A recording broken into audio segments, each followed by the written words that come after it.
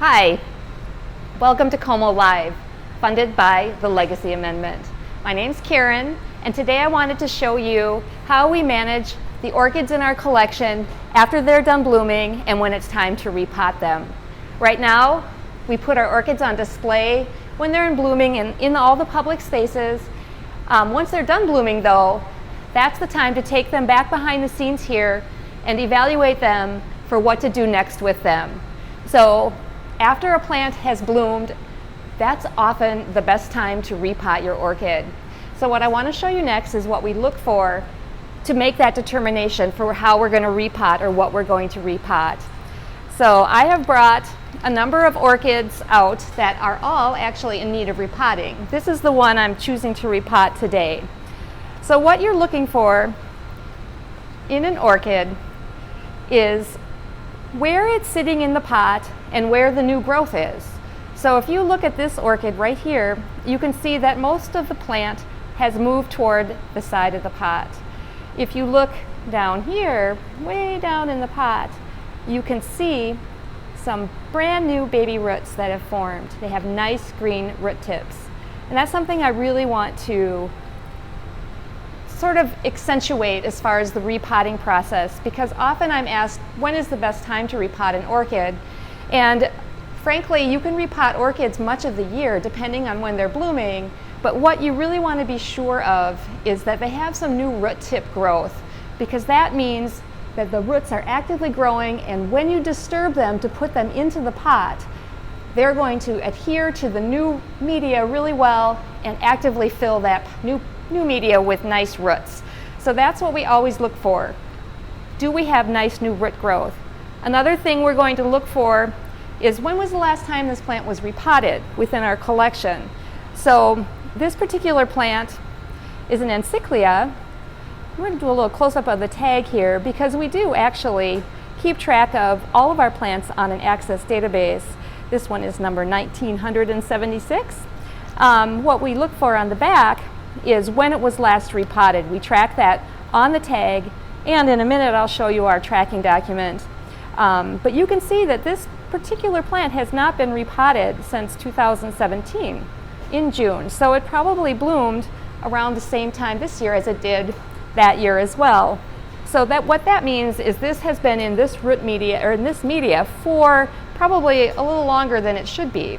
I can tell actually that the weight of this orchid is fairly heavy, and what that means is some of my mix is breaking down, becoming more soil-like and holding the water sort of more firmly and longer. And I'm going to walk you over here and I want to show you just a big orchid that I brought out with all of its roots showing. This particular kind of orchid happens to grow without needing a pot, but it shows the wonderful root system of an orchid that grows like most of the tropical orchids that we have here as an epiphyte, which means it grows up in the trees. So these roots, right here you can actually see a very lovely root tip, nice green new root growth.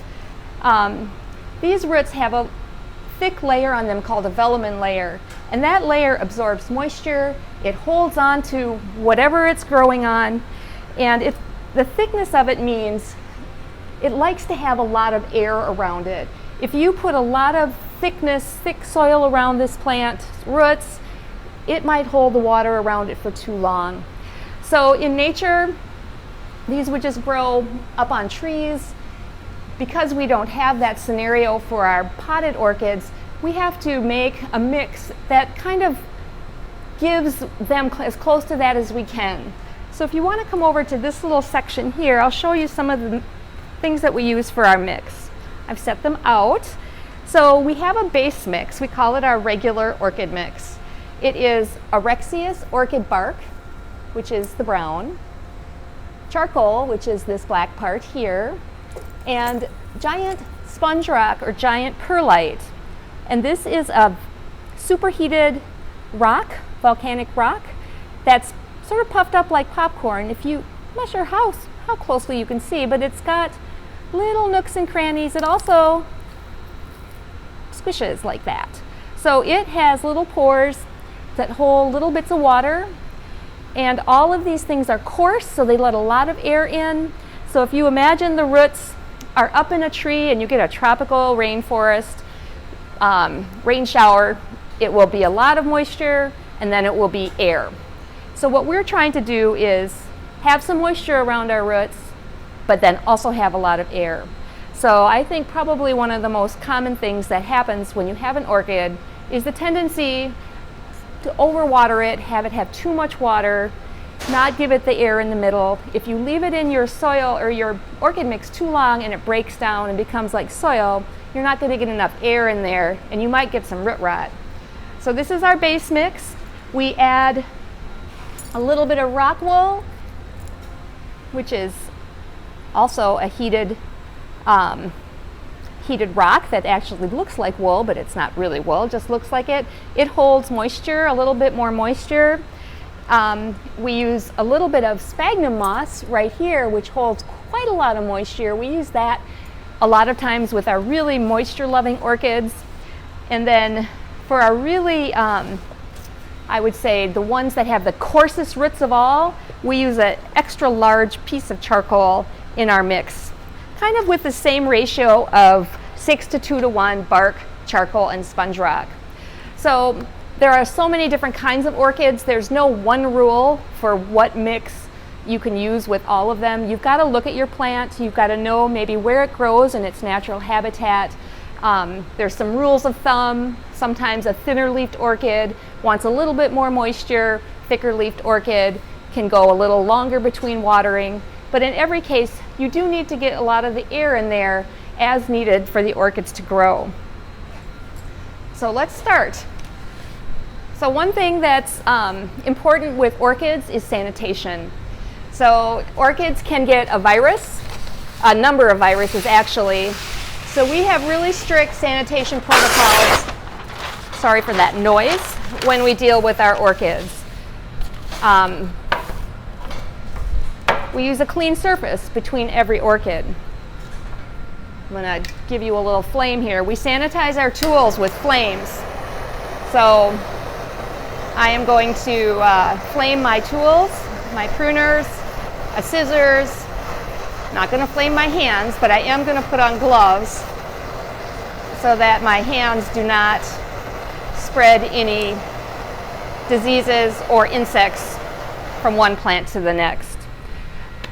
When you're just working on one orchid, you're going to be fine, but if you're going to go from orchid to orchid, you need to sanitize, get a new sheet of paper and a new pair of gloves in between each plant.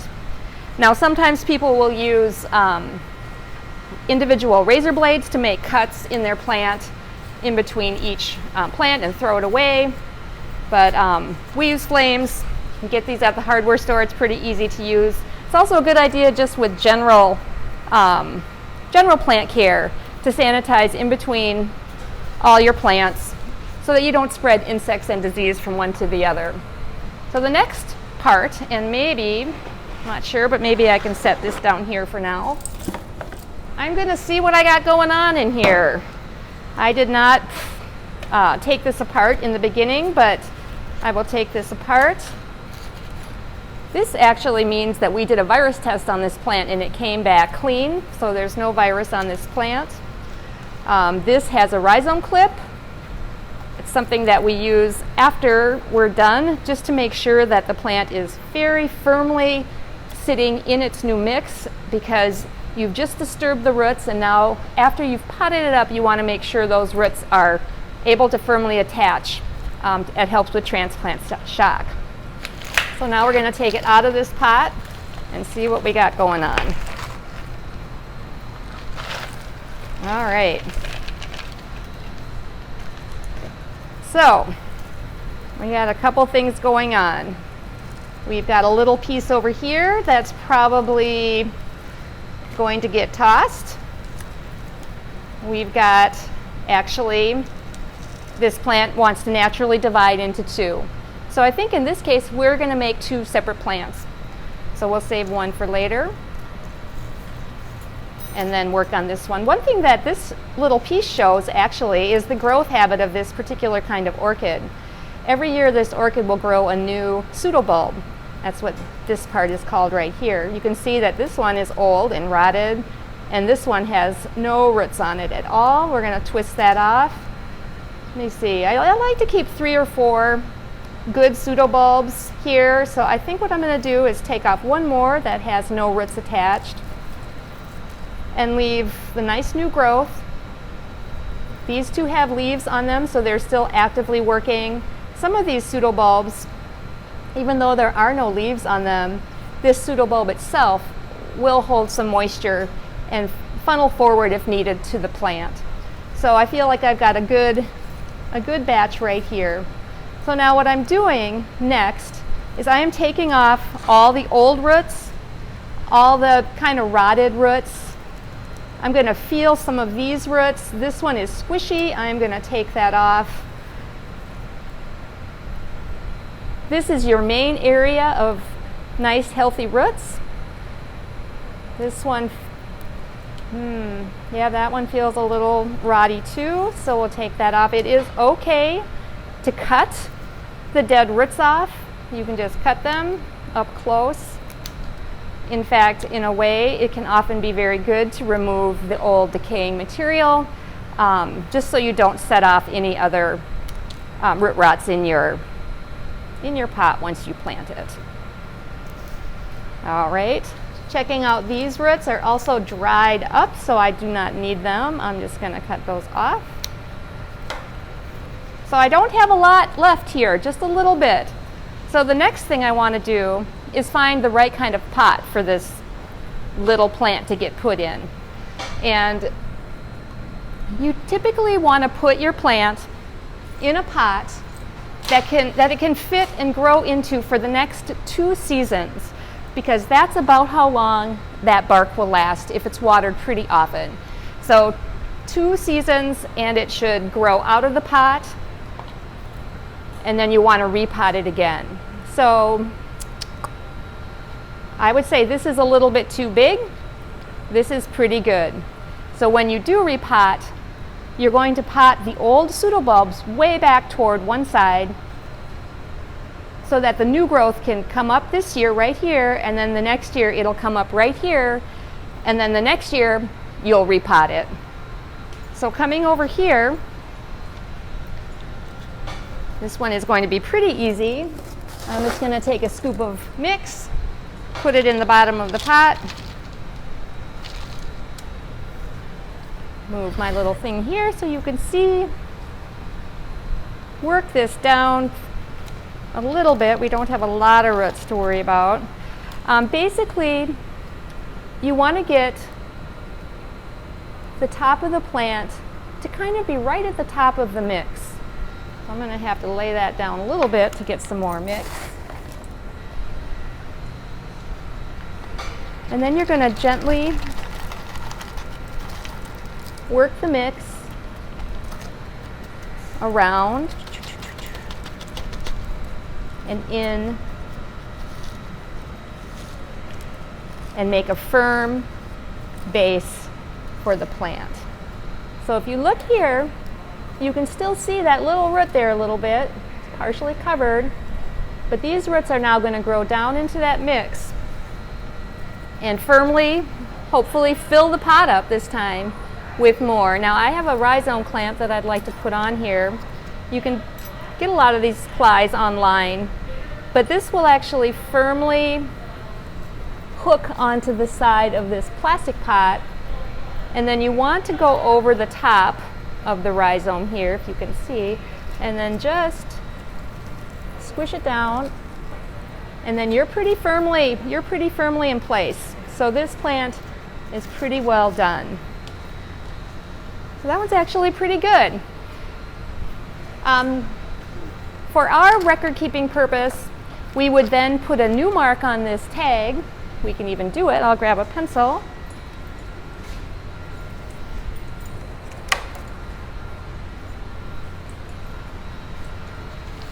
And I'll put down, oh my gosh, 720.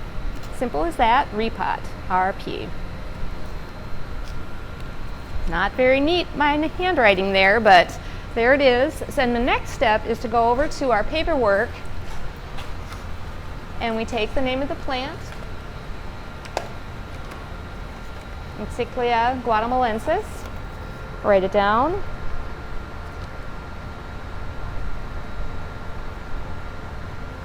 We actually have some specific information that we keep on here.